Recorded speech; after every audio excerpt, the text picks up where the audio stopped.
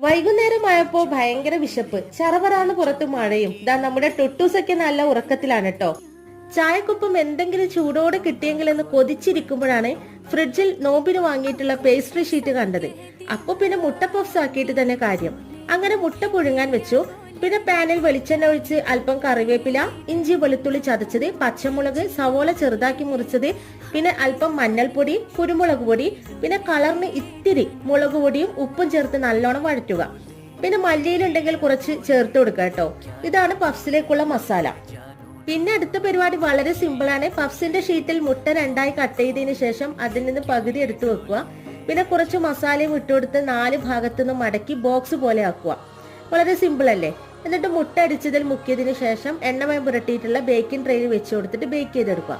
ഇത് നമ്മുടെ ചൂടോടെയുള്ള മുരുമുരാന്നുള്ള egg puffs ഇവിടെ റെഡി ആയിട്ടുണ്ട്. സംഭവം സൂപ്പറാണ് കേട്ടോ.